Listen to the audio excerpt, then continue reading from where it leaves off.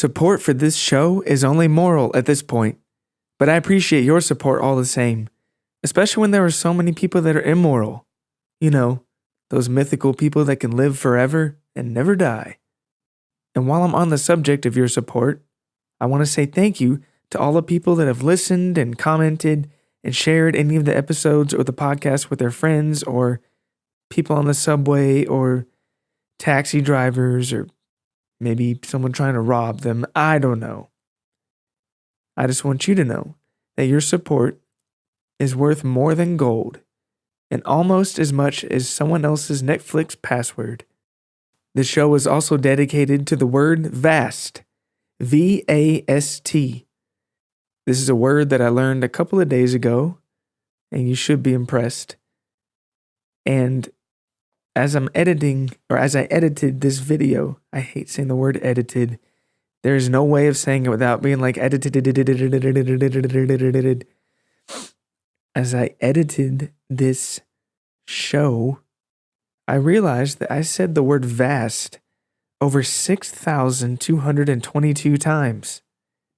And if you are offended by that word, this is the wrong podcast for you because I said it a lot. And just to be sure we're all on the same page, the definition of vast is moving or capable of moving at a high speed. Whatever. Welcome back, Several Stories High friends and listeners. I'm very excited for today's episode.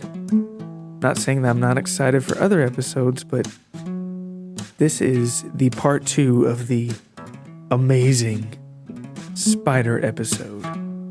I don't want to brag, but over 3 people have asked me, hey, what's going to happen next with that spider thing? So to quote Kip from Napoleon Dynamite, I guess you could say things are getting pretty serious. So I will not use up any more of your time because there is a lot of groundwork to go on this story. I hope you enjoy it. And one more thing that is very important, if you have not heard part 1 of Spiders, I would highly suggest that you do so. Stop everything you're doing now. Turn this computer off. Throw your computer out the window. Well, maybe not. You probably need it to listen to the first one. Listen to Spiders Part 1. Por favor. I was going to do a whole previously on Several Stories High. But I don't know if you know this, but those cost a lot of money. I mean, even on discountpreviousyon.com, I mean, those things are astronomical. And it was either that or, pay for coffee this week. So I chose the coffee. And maybe one day I'll be able to afford it. I'd be able to afford my own previously on. Now we're digressing. And if you're still here, thank you so much. I'm sorry for putting you through this. As I said, we have a pretty good amount of story to go. So anyway, gang, let's get to it. Spiders Part 2. Oh, I had one more thing to say, but my theme music is very antsy and it has a mind of its own, and I really hope that it doesn't cut me off before I can finish my...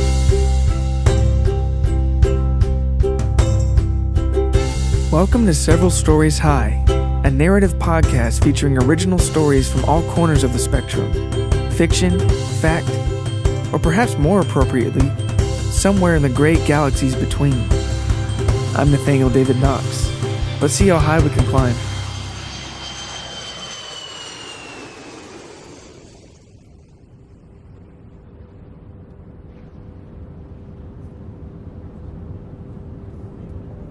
There are well over 4,000 miles between the United Kingdom and the United States, and as Nigel downed another useless sleeping pill, his wife Emma continued to comfort him, assuring him that it was of the utmost urgency that they travel each and every one of them. "Oh, we're done for now," Nigel said, sweating bullets, something he was lucky to have sneaked past customs. "I could just strangle those Wright brothers if they weren't already dead." Come now, dear, Emma said. We're almost there. You mustn't worry so much. Now I'm going to go freshen up in the restroom, all the way in the back of the plane. So distract yourself until I return, yes? Make some conversation with that fellow on the other side of you. Seems like a sweet guy. Ask him about that devil tattoo. Is it holding a flaming machine gun or a bucket of blood? I'll leave that to you. Be back soon, love. Emma left her seat gracefully, and Nigel turned his head the other way with a nervous and reluctant. So, he said to the man sitting next to him. It must be said that this man was at least 3 times the size of Nigel, adorned with scores and scores of facial piercings, as well as tattoos all along his bulging arms, and even across his forehead. What do you do for a living? The man looked over, as if being bugged by a mosquito. Pun intended. Come again. I said, what do you do for a living? Said Nigel. Me, I'm what you call the breadwinner of the family. Nigel's face began to glow, and he seemed to forget about his terrible fear of flying and how intimidating the man seemed, if only for a moment. Ah, breadwinner, yes. Indeed, been winning bread ever since I entered that first baked goods raffle back in the late 60s. Though I do wish I had actual employment, though. If not for my wife and her architecture firm, I'm afraid I'd be living out in the street in a box. Not even a square one. Fascinating. And you, sir? Robert. Ah, a tried and true moniker, that one. Thanks. I'm named after my mother, said Robert. Well, it's a lovely name. Yeah, I get that a lot, Robert said. It seemed as though he too was not so fond of flight. Perhaps this is why he let his guard down a touch as he clenched his seat, if only to distract himself. And to answer your first question, I'm a union delegate. I make sure folks get decent wages and benefits and whatnot. Interesting. Care to elaborate? Said Nigel, as light turbulence peppered the plane, sounding something like aeronautical indigestion. Well, my last assignment was organizing a puppet union. Nigel snickered and said, You mean you organized a puppeteers union, yes? You see, because the way you said it made it sound like... I said what I said, Robert barked. It sounded like a golden retriever. The plane descended slightly. Very well. From the States yourself? Yeah. Which one? All of them. Nigel frowned. About you, Robert said. You kind of sound British, but in a cheap sort of way. Like some amateur voice actor trying to do too much. Funny you should say that, said Nigel, a single finger in the air. You see, I was born in a small town in northern England, Mopshire, which was actually founded by a chap who had a terrible British accent himself, hence my own, dialect. But I was only born there. I grew up in an even smaller British village you've probably never even heard of. Try me. What's it called? London. Sounds familiar. Robert looked out the window, wincing from the altitude. So what brings you to the States? Actually, it's funny you say that because... The captain's voice buzzed over the intercom. Good morning, folks. This is your captain speaking. If you look out your left window, you'll see clouds. Big, puffy white suckers. And if you take a peep to your right, you'll also see some beautiful puffy white clouds. Which can only mean one thing. We're almost to the good old United States of America. Curses, Carl! A lady hissed several rows back. We're coming back to the wrong United States. Now our lovely attendants will be passing out typewriters for you to declare any and all foreign items before you proceed to customs. Be aware there is a 200-page minimum, and if you need more reams of paper, just ask. Love you.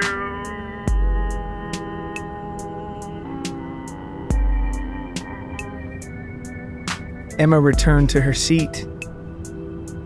Fun times in the loo, darling, Nigel said, kissing his wife on the cheek. Not as fun as I usually have. I would have been back sooner, but I couldn't help staring at that placard by the sink. What did it say? Robert said, clenching Nigel's arm as the plane began its descent. Sorry, just trying to make it through this cursed flight without hurling.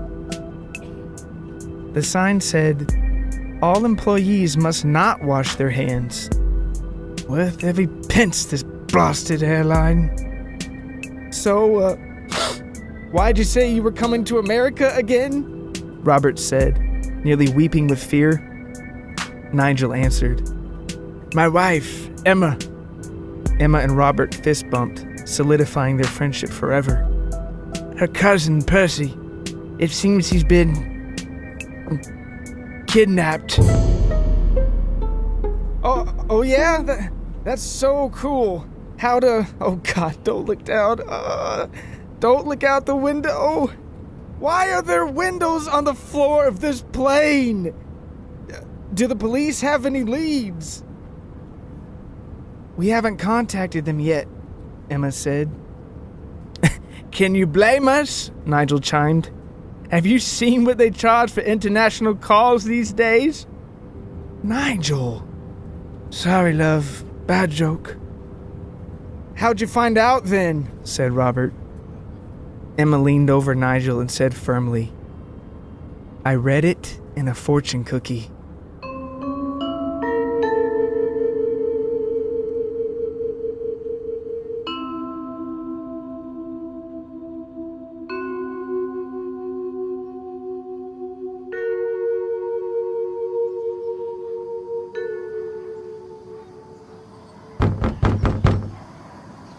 Emma pounded on the door of the bungalow. The place looked abandoned and desolate with graffiti and toilet paper draped all around. She pounded some more, calling out for her cousin as Nigel craned his neck to peek into the front window, but to no avail. Oh, Nigel, what are we gonna do? Where's our Percy? Emma said, their luggage at their feet. We'll call the police, Nigel said, pulling out a very bulky cell phone. It appears my mobile is dead. How about yours? Emma dug around in her purse with a small gardening shovel, expelling unnecessary topsoil, until she finally made a solemn motion to say that her cell phone too was dead. Worth every pence, a blasted mobile phone plan. I knew I shouldn't have hurried that cab driver away so soon. I always loved this house, Emma said in a kind of daze. You know it's the one that Percy grew up in? Yes, I remember you saying something about that back when we visited. When Julia was, well... We had the most splendid time as kids, me and him. Horseshoes, catching fireflies, ironing button-up shirts. But hide and seek, that was always my favorite. Inside, especially. So many places to hide in this old homestead. So many little secret nooks and corners to discover. That's probably why Percy bought it from his parents before they moved to Florida. Well, that and the oil deposit out back. God, I miss my aunt and uncle so much. They were so good to me. They treated me like their own niece. Fine people, yes. Perhaps these memories had some influence on your own architecture. Come to think of it, I think so. Emma looked up at the sky, and the sun glinted in her hazel eyes. Maybe that's what made me want to design houses in the first place. To make more homes for kids like me and Percy to go wild in. Maybe it was a little piece of the past trying to hold on deep down, you know? Before all our parents grew older and Percy and I grew up and apart, with days that turned into years all too quick. Emma shook her head. Oh, listen to me. Strolling down memory lane while Percy's missing. We need to find a phone. The two looked around, luggage in hand, and made their way towards the house across the street.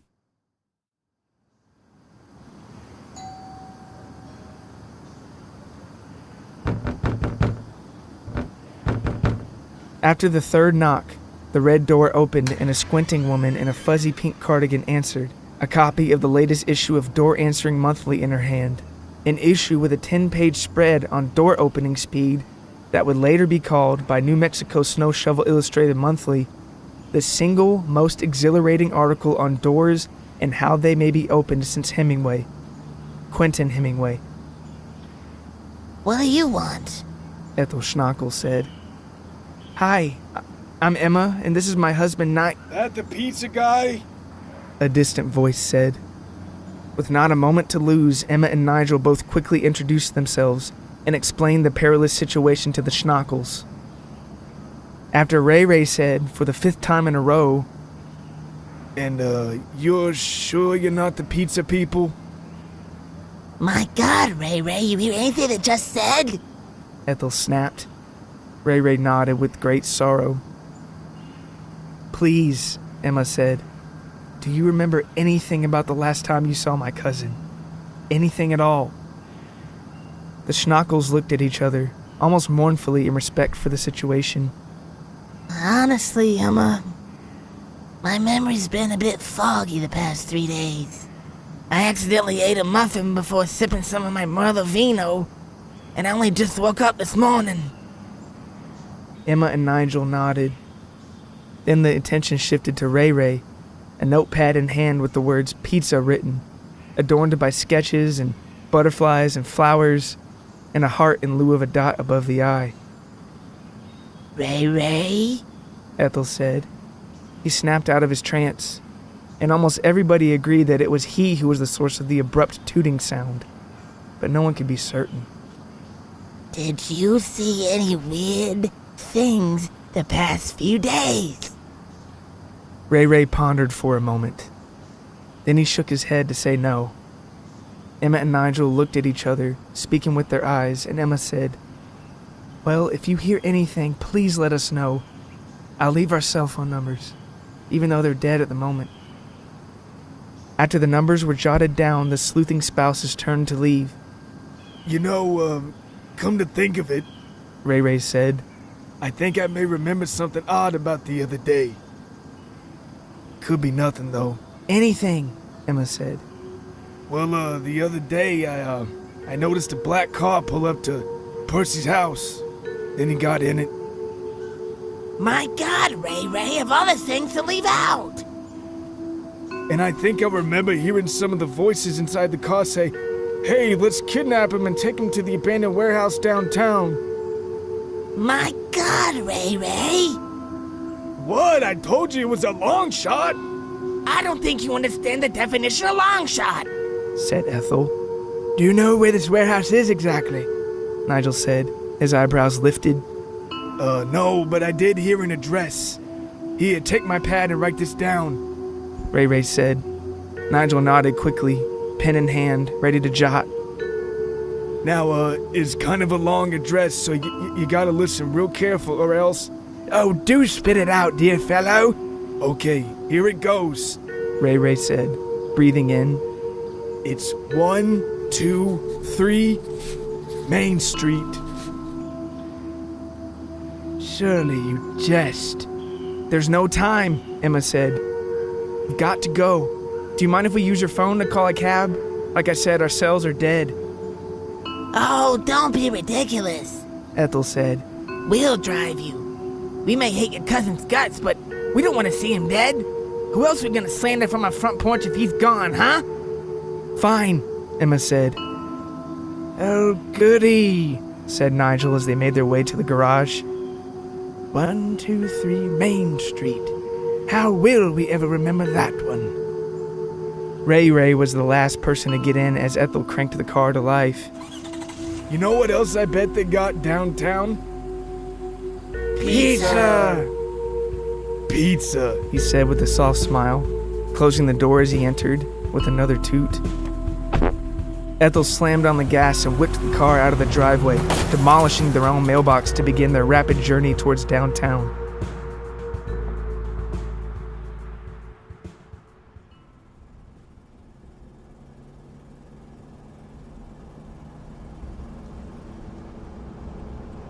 Ethel coasted the car over the suspension bridge that led to downtown.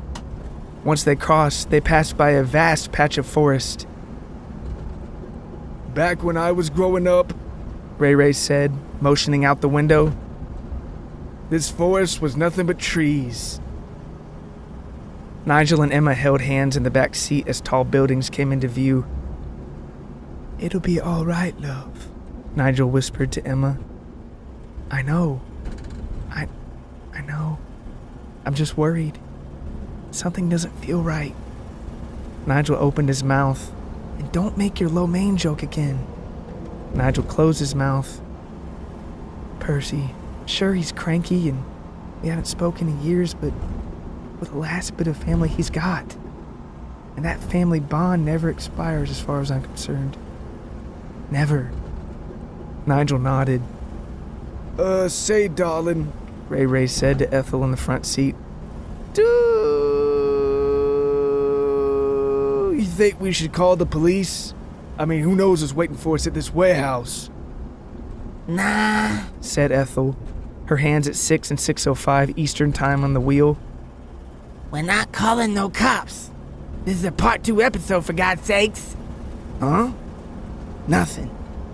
Plus, I lost the number for the police department years ago. Last time I write in white Sharpie. The car entered the maze of bustling buildings and turned onto Main Street, passing scores of steaming food trucks, as well as food trucks with no steam, as well as steam with no food trucks. They parked in front of a fire hydrant and got out. I sure could go for some of the water in that hydrant, Nigel said, licking his lips. rather parched myself. Here. Said Ethel, rummaging through her coin purse. Thank you kindly. Nigel said, taking a huge swig from the flask she presented. Oh, heavens, what kind of water is this? Fire. Ain't she something? Said Ray Ray as Nigel vomited without breaking stride. My wife's got anything and everything you could think of in that place. Where is this warehouse? Emma said, her eyes shifting all about the city streets ahead. Perhaps it's where that little scarlet bird just flew? Should we follow it? No, that's just a red herring. The four continued their brisk stroll down the sidewalk, and Ethel had to reel her husband away from every pizzeria they passed. There were 88 registered in that district alone. There seemed to be a punk rock festival going on. There were people from all walks of life around, all walks of punk rock life.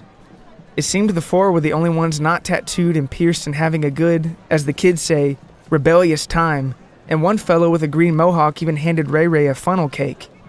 Though, as Ray Ray soon found out, the mashed up cake was difficult to eat through the cone-like plastic thing. They finally approached the address at hand, 123 Main Street. It was a large, ghastly warehouse, with vast windows that looked as though they were installed shattered. What an ugly building, Looks like it was condemned from the blueprints. Said Ethel, smoking a cigar from her coin purse. Agreed, Emma said, staring up at the nasty bricks and pillars. And warehouses are usually so beautiful, so elegant. But this reeks of industry and monotony and crushed dreams. Classic Vandersnoot. Who? Said Nigel. Barney Vandersnoot. He's the architect who designed this monstrosity. How can you tell? Ray Ray said. The faux Baroque pillars for starters, and the clashing neoclassical composition of the paired columns, the absurd red coloring of the bricks, and this, Emma said, pointing to an enormous gold plaque on the side of the building which read, "This building was designed by Barney Vandersnoot." You have such a gift for these sorts of things, Nigel said. Then there was something like a loud wail. And after the aquarium transport truck drove by in the distance, there was also something like a loud shriek that came from inside the warehouse that made everybody turn their heads. Actually, it wasn't something like a shriek. It was a shriek. My mistake. It was at this point that the four stopped talking and rounded the side of the building, trudging through overgrown weeds as the city noise faded into the background, with Emma at the helm. They crept over to a vast bay door and hunched behind some oil drums that were stamped non-essential oils. The four did their best to peek inside. The inside of the warehouse was vast and dim, with a single light bulb hanging down, shining like a weak, flickering beacon. It swung, illuminating different things at every swivel, but once it steadied, all was in clear sight. Spiders.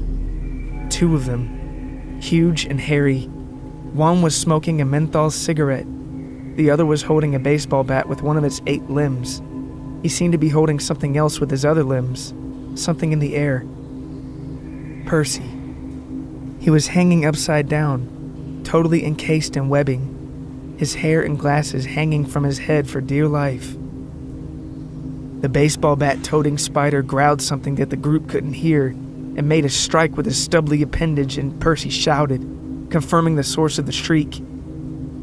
Blimey, are those spiders? My God, what are we to do against those evil devils? I don't know, Emma whispered.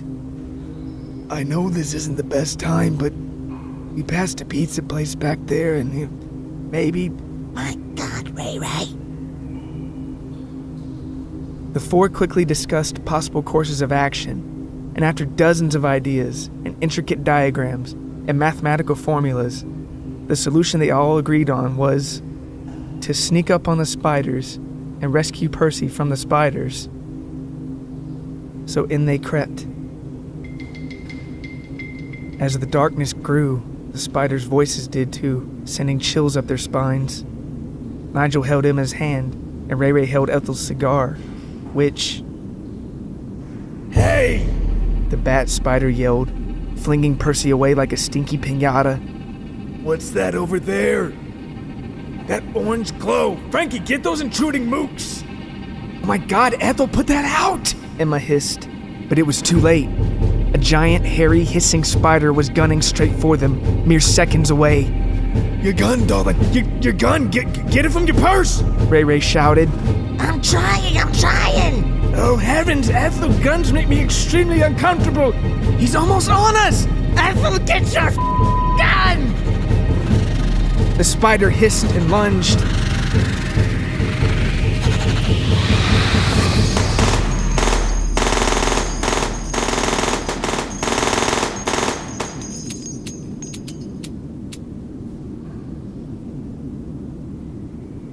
The smoke from Ethel's unloaded machine gun settled, and the other 3 unplugged their ears.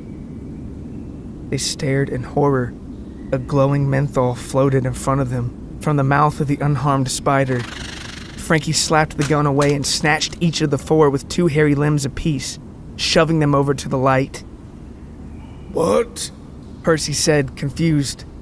Once his draped body rotated around, he said, Emma? Oh, Emma, you came? Still playing hide and seek, dear cousin, she replied. Oh, Percy, I'm so... Doug, you're it, Frankie said, shoving Emma to the cold floor with Nigel and the schnockles. Got the whole gang here, huh? Said the ringleader arachnid. What do you want to do with them, boss? Frankie said. Let's make them watch. Watch what? Watch me take a bite out of this old bag I got hanging here.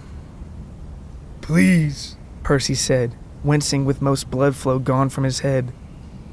All I want was to step outside and walk to my car without running through a blasted spider web. That's all I've ever wanted. It's too late for that, the boss growled. You destroy one of our webs, you destroy all of ours. Us spider folk got it bad enough. You know how many friends and family I lost to people like you? Smashed to kingdom come by shoes and rolled up magazines and whatever other weapons of mass destruction you choose. Emma's eyes shifted in the dark as she lay face down. If bullets can't kill them, then maybe, she thought. Please, Percy said. if you're gonna kill me, then just do it. I've been dead without my Julia for years, but spare them, my family, my neighbors whom I despise. Even they've got more life to live. Nope, The boss said. I'm gonna kill you, then them, one by one. It'll be a little condolence for all the loved ones we've lost. Frankie over there lost his whole family to a bent fly swatter. And Frankie with an F lost his mom to a clog. Wait a minute. Frankie? Yeah, boss? Where's Frankie with an F? The two spiders looked around the dim chamber, clueless. Emma's heart began to pound. She reached for Nigel's hand and grabbed it. Boss? A distant voice said. Everybody looked to the bay door. A third spider approached awkwardly. Frankie with an F? The boss said. Where have you been? By the time Frankie with an F reached the light, everyone knew the reason for the awkwardness. Behind the giant spider was a human person. He had piercings and tattoos all over, even on his face. A hose from his backpack fed into the exterminator's spray gun he had pointed right in the ghastly back of Frankie with an F. Who are you? The boss said. The name's Robert, and I've come here to kill you on behalf of the National Fly Liberation Union. Robert, Nigel said. it's funny. I met a Robert on the plane ride over here. Yeah, Robert said, taking off a single fake eyebrow ring amongst the multitude of real piercings. Recognize me now? Good Lord! It really is you! That's some disguise you've got, dear fellow. Had to go undercover and fit in with the punk rock convention somehow, Robert said. But enough with the pleasantries. You three spiders, Boss, Frankie, and Frankie with an F, are all guilty of mass genocide of flies, tennis racketeering, and perpendicular parking. And your sentence? He clicked his spray gun. Death. Stop him! A violent melee ensued, and 24 hairy spider limbs pounced on Robert as he desperately tried to pull the spray gun trigger. As the brawl continued, Emma leapt to her feet and said, Nigel, give me a boost, quick! Right away! Once she downed the health shake, she said, Now lift me up! She stepped on Nigel's knee and reached up to get her cousin down, ripping at the webbing as fast as she could. Careful, Percy said. That floor is rather... hard. Emma helped Percy up, and Nigel swiped as much of the webbing away as possible. Then a small plume of death spray puffed out in the distance. The brawl had ended. Only arachnids were still standing. It seemed as though Robert's gun accidentally went off in his own pierced face, leaving the spiders yet again unscathed. And it was probably best that Robert's pulverized, unconscious body was veiled by shadows. And then those three standing arachnids looked back to see the four attempting escape. The showdown was imminent. That's it! Kill them all! The three spiders hissed and sprinted towards them. Ethel! Emma said, the spiders nearly upon them. Do you have a magazine in your purse? Of course! Get it out and roll it up. Everyone else, take off your left shoe. Hurry! Nigel and Ray Ray squealed in horror, and Percy started to question the order. Just do it! They did. Now let's kill these disgusting spiders! The 5 humans, 4 with poised shoes and 1 with a rolled-up issue of Timely Creativity Monthly sprinted towards the impending arachnids.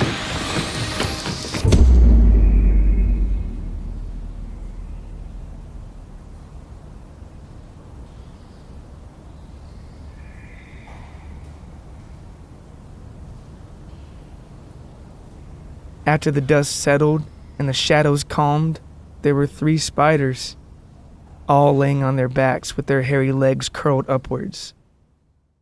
Dead.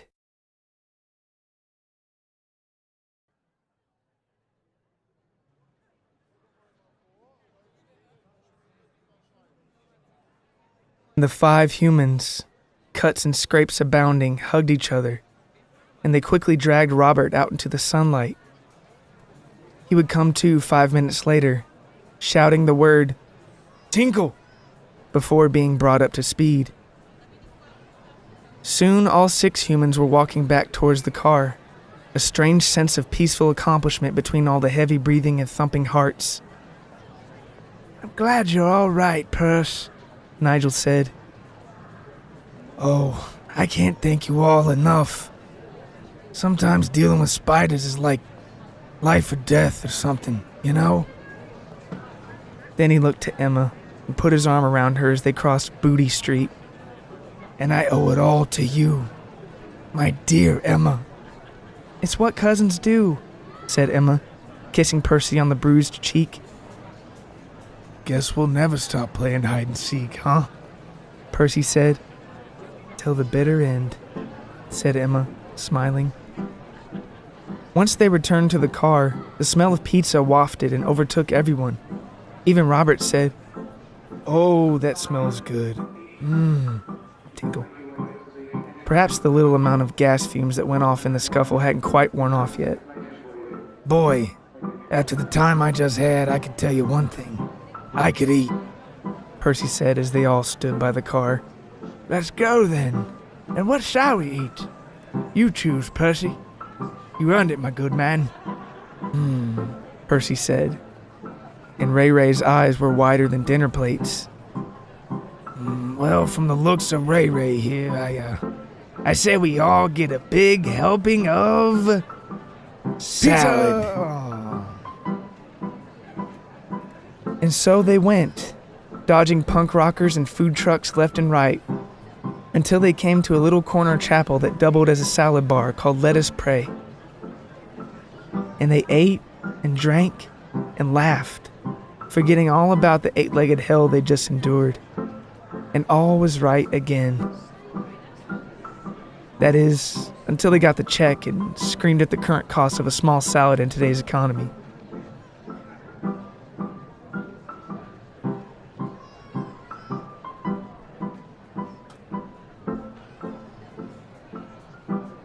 Today's episode of Several Stories High was written, composed, and produced by me, Nathaniel David Knox. Thank you so much for listening. You can learn more about me and the show over at severalstorieshigh.com. You can subscribe for free wherever you get your podcasts. And if you happen to get yours on Apple, please consider leaving a review, because every single review really helps. I would truly appreciate it. After all, was it not Joan of Arc herself who said, "Please review an obscure podcast called Several Stories High in the very distant future, everybody, even though we'll all be long dead? And what's a podcast anyway?" I realized this got very dark very quickly, and I don't think she said that, but I'm not certain. And lastly, remember to keep up with the show on Facebook and Twitter. That's at SSHpod, or Spod if you prefer. Just remember, there's 2 S's. Until next time, I'm Nathaniel David Knox, and thank you so much for listening.